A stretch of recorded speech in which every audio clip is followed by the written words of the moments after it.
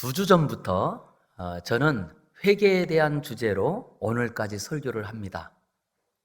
그래서 우리 성도님들이 회개가 어떤 것인가라고 하는 것을 두 주 동안 우리가 들었는데, 유대교에서는 사함을 받을 수 없는 죄목들이 있는데 그 사함받지 못하는 죄들 중에 대표 죄를 두 가지로 이야기합니다. 하나의 죄는 회개한다, 자기의 죄를 회개하면서 그 죄를 회개한다는 명목으로 또 다른 죄를 짓는 것. 이런 사람은 하나님 앞에 용서를 받지 못한다는 거예요. 그래서 실제로 우리가 내가 죄를 지은 것 깨닫고 회개하고 돌이키는 것 중요하지만 그것 때문에 또 다른 죄를 지으면 안 된다는 거예요. 또 하나는 내가 이것이 잘못이라는 것을 깨닫고도 반복적으로 그 죄를 짓는 것은 용서받지 못한다는 거예요. 저는 이 두 가지를 생각하면서 이것은 우리 기독자들에게 굉장히 큰 경고가 되는 말씀이다, 이런 생각이 들었습니다. 사실 우리는 죄에 대해서 자유로운 사람이 하나도 없어요. 그런데 그 죄를 짓고 살면서도 여전히 그 죄를 짓고 회개하고 나서 또 짓는 것들이 얼마나 많은가요? 아니, 그런가 하면 또 나는 이 죄를 회개한다고 하면서 거꾸로 다른 죄들을 또 만들어내는 것이 우리의 일상이기도 합니다. 그래서 우리가 오늘 고민해야 될 것은 죄에 대한 문제가 아니라 그 죄를 어떻게 하면 용서받을까라고 하는 거예요. 그랬더니 용서받으려면 해야 되는 게 있어요. 뭐를 해야 되죠? 아멘. 이미 우리가 지금 보고 있는 게 회개입니다. 그런데 회개에 대한 것을요, 성경에 보면 우리는 회개라고 말했지만, 그런데 이 회개라는 단어를 구약 성경에서 모세오경에서 주로 쓰는 단어가 있고, 그리고 또 선지자들이 썼던 용어가 따로 있어요. 그리고 신약 성경에서 쓰는 용어가 또 따로 있어요. 그래서 먼저 이 용어에 대한 것을 좀 풀어서 설명드리고자 합니다. 먼저 모세오경에 보니까 회개라는 말을 야샴이라고 말합니다. 야샴. 그런데 이 말은 어떤 말이냐? 내 죄를 깨닫는다, 이런 말이에요. 모세오경은 특별히 하나님께 나가서 제사 지내고, 그리고 하나님 그 앞에 제물을 드리는 그런 상황들을 우리에게 알려줍니다. 그런데 그 하나님께로 나가서 제사를 지내는 사람들은 언제나 무엇을 해야 되느냐라고 했더니 자기의 그 악함을 깨달아야 나갈 수 있다는 거예요. 그래서 내가 얼마나 죄인인지, 내가 얼마나 심각한 사람인지를 깨달아야 하나님께 나갈 수 있다는 거예요. 저는 그러기에 오늘도 예배하러 올라온 우리 성도님들이 먼저 내가 심각한 죄인이요, 죄인이라는 것을 깨달았기에 오늘도 예배하는 줄 믿습니다. 그렇죠? 그러기에 우리가 오늘 이렇게 내 죄를 깨달았다면 깨달은 자리에 선지자들이 외친 회개하라라는 말이 있어요. 이것이 히브리어는 슈브라는 말이거든요. 슈브. 근데 이 말은 어떤 말이냐 하면 돌이켜라, 돌아와라, 이런 말이에요. 돌아와라. 지금까지 살던 자리에서 그 태도나 행동을 바꾸어라, 이런 말입니다. 그래서 실제로 우리가 이 땅을 살아가면서 먼저 내 죄를 깨달았다면 선지자들을 통하여 우리에게 주시는 말씀 슈브, 돌아와라, 그 자리에서 이제는 태도를 바꾸어라, 행동을 바꾸어라, 도덕적인 요구를 하고 삶의 요구를 우리에게 하더라는 거예요. 그래서 진짜 죄를 뉘우치는 사람은요, 자기가 살던 자리에서 이제는 삶을 바꾸는 사람이. 그러기에 제가 지지난주에 여러분들하고 나누었던 말씀 중에 역대하 7장 14절에 보니까 이렇게 말하고 있습니다. 우리 한번 읽어보겠습니다. 시작. 내 이름으로 일컫는 내 백성이 그들의 악한 길에서 떠나 스스로 낮추고 기도하여 내 얼굴을 찾으면 내가 하늘에서 듣고 그들의 죄를 사하고 그들의 땅을 고칠지라. 여기서 보니까 하나님께서 그들의 죄를 사하고 그들의 땅을 고칠지라 라고 약속하는데 누구에게 고쳐주느냐라고 했더니 즉 자기의 죄를 깨닫고, 어떻게 깨달아요? 스스로 깨닫고, 그리고 자기를 낮추고 기도하며 하나님을 찾으면 하나님께서 죄를 용서해 주시고 땅을 고쳐주시겠다는 거예요. 그렇기 때문에 회개라는 말을 구약 성경에 있는 두 가지의 단어를 합쳐서 보았더니, 회개는 뭐냐? 죄를 깨닫고 그리고 돌이켜서 하나님께 가는 거예요. 그러기에 여러분, 회개의 시작이 깨닫는 거라면 회개의 중간은 돌이키는 거예요. 그리고 회개의 결론은 하나님을 만나야 완성되는 거예요. 하나님 만나지 않는 회개는 진짜 회개가 안 되는 거예요. 그래서 신약 성경에서는 뭐라고 하느냐? 신약 성경의 회개라는 말은 메타노이아라는 말이거든요. 근데 이 메타노이아라는 말은 어떤 말이냐? 이게요, 군사용어예요. 군사용어. 회개라는 게 뭐냐? 메타노이아라는 말이 내가 군대 갔다 이 말이에요. 그래서 이제는 우리가 지금까지 하던 모든 생활을 완전히 버리고, 그리고 이제는 무조건적으로 그냥 명령하는 말에 따라서 새로운 주인 그리고 새로운 주권을 그대로 따라간다, 이 말이 회개라는 말이에요. 그러기에 세례 요한이 광야에서 뭐라고 외친 줄 아세요? 자, 우리가 읽었던 본문이 5절부터인데 마태복음 3장 2절을 한번 보겠습니다. 시작. 회개하라, 천국이 가까이 왔느니라 하였으니. 자, 여기에요, 이 문장이 하나예요. 회개하라, 천국이 가까이 왔느니라. 회개해야 천국을 맞이한다, 이 말이거든요. 그러니 회개가 없다면 천국은 있어요, 없어요? 그래서 예수님도 사역을 시작하면서 제일 먼저 외쳤던 말이 세례요한과 똑같아요. 자, 우리 4장 17절 한번 또 보겠습니다. 이때부터 예수께서 비로소 전파하여 이르시되 회개하라. 어떻게 했어요? 똑같죠? 단어 하나 다르지 않죠? 그래서 실질적으로 우리가 이 땅을 살아가면서 회개라고 하는 것은 단순히 죄를 마음으로 뉘우친다, 이 말 아니에요. 죄를 깨닫고 이제는 스스로 돌이켜서 하나님께로 간다, 이 정도가 아니에요. 우리가 스스로 내 죄를 깨닫고 뉘우쳐 하나님께로 가서 복음을 믿는다, 예수님을 나의 구주로 영접한다, 이것이 회개의 완성입니다. 저는 오늘도 우리 성도님들이 집에서 돌이켜 예배당으로 올라왔지만 이 예배당에서 예수님을 나의 구주로 영접하고 이제는 회개에 합당한 열매를 맺으면서 우리가 나가는 자리에서 회개에 합당한 열매로 하나님의 평안, 하나님의 기쁨들이 넘치는 열매가 맺히는 삶이 되기를 주의 이름으로 축원합니다. 이렇게 우리가 정말 예배를 통하여 주님 만나야 돼. 그리고 예배를 통하여서 이제 우리가 나가야 될 것은 그 합당한 열매를 맺으러 나가는 거예요. 어떤 주일학교 학생이 있었답니다. 근데 이 학생이 선생님께, 자기 선생님께 질문한 거예요.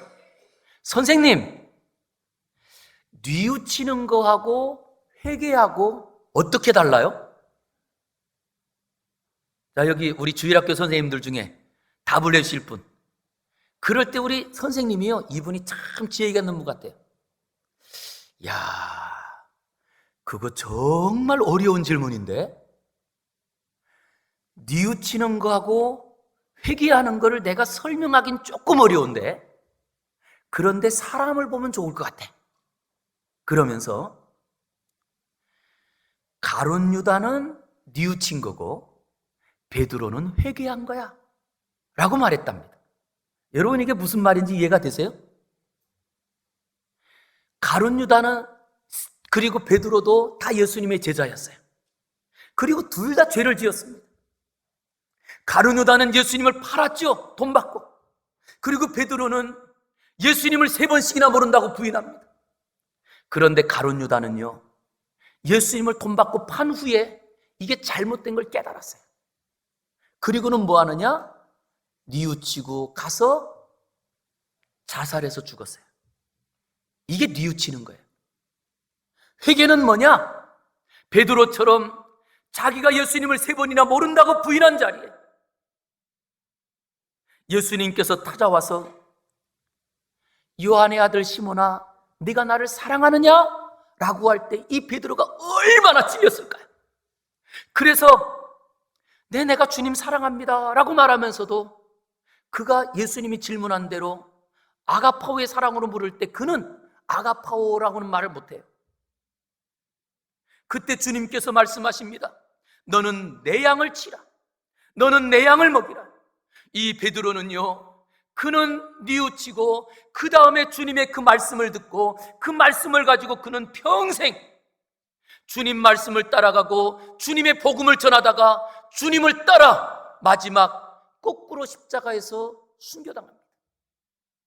이 사람이 진짜 회개하는 거예요.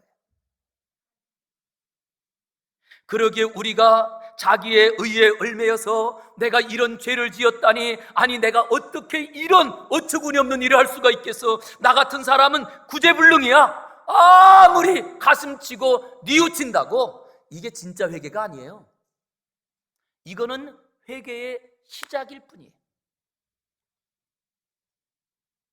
그래서 우리에게 뭐라고 하느냐? 오늘 본문 8절에서 이렇게 요청한 거예요. 우리 한번 8절 읽겠습니다. 시작. 그러므로 회개에 합당한 열매를 맺으라. 아멘. 그러므로 회개에 합당한 열매를 맺으라. 왜냐? 회개는 시작이 중요한 것이 아니라 열매를 맺어야 돼, 이 말이거든요. 모든 사람들이 다, 예수님 안 믿는 사람도요, 자기에게 무슨 죄가 있는지 알아요.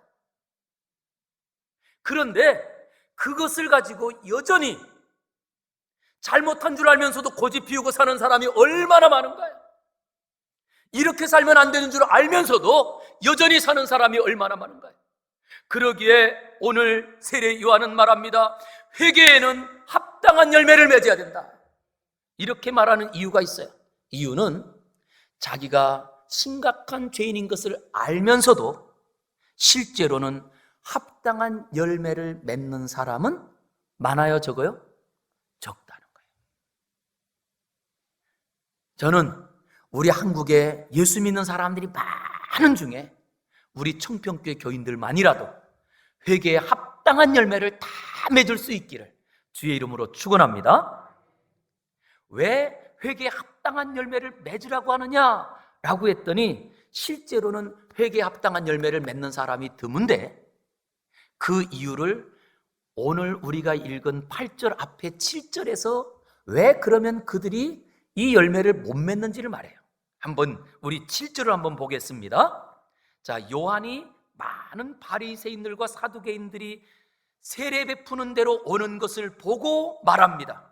독사의 자식들아, 누가 너희를 가르쳐 임박한 진노를 피하라 하더냐. 자, 지금 이 바리새인들과 서기관들의 그 앞에 뭐가 놓여 있다고요? 뭐가 있다고요? 분명히 무슨 진노가 있다고요? 자, 본문 다시 한번 볼게요. 자, 독사의 자식들아, 누가 너희를 가르쳐서 무엇을 피하라고 했어요?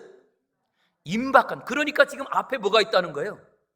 진노가 내 앞에 있다는 거예요. 근데 이 진노가 우리 앞에 있다는 것을 뭐라고 소개했냐 하면 그 다음 10절 한번 읽어보겠습니다. 10절 시작. 이미 도끼가 나무 뿌리에 놓였으니 좋은 열매를 맺지 아니하는 나무마다 지켜 불에 던져지리라. 예, 이미 이 바리새인들 서기관들에게는 무엇이 있느냐? 이미 도끼가 딱 놓여져 있다는 거예요. 임박한 진노가 그들의 앞에 있다는 거예요. 이것을 우리에게 또 12절에서 말합니다. 손에 키를 들고 자기의 타작마당을 정하게 하사 알곡은 모아 곡간에 들이고 쭉정이는 어디에요? 꺼지지 않는 불에 태우시리라. 이게 어떤 말씀일까요? 회개에 합당한 열매를 맺지 못하는 이유가 뭘까라고 했더니 이들은요, 실제로 자기 눈앞에 있는 임박한 진노를 피하려고 하는 마음밖에 없어요. 이 진노를 피하기 위한 그 마음만 있어요. 그러다 보니 우리에게 있는 진노와 형벌을 어떻게 하면 피할까, 이 마음만 있어서 결국 왜 회개하느냐라고 했더니 회개를 나에게 진노 오는 것을 피하려고, 어쩔 수 없는 상황 때문에 강요된 회개를 하고 있더라는 거예요. 이거는 진짜 회개가 아닙니다. 어떤 분들은 사회적으로 아니면 윤리적으로 정치적으로 경제적으로 자기에게 불리한 일이 왔을 때 어쩔 수 없이 내가 잘못했습니다. 이건 진짜 회개가 아니라는 말이에요. 진짜 회개라고 하는 것은 무엇이냐라고 했더니 내가 망하는 자리에 진짜 이것을 내가 스스로 깨닫고 가슴을 치면서 나는 정말 심각한 죄인이라고 내가 스스로 고백해야 해. 어떤 환경이 일어나지 않아도 누가 나에게 뭔가 요구하지 않아도 내가 죄인입니다 라고 고백할 때 그게 죄인, 이게 회개라는 거예요. 그래서 예수님께서는 오히려 많은 죄를 지었지만 가슴을 치면서 회개했던 세리의 그 기도를 예수님께서는 칭찬하세요.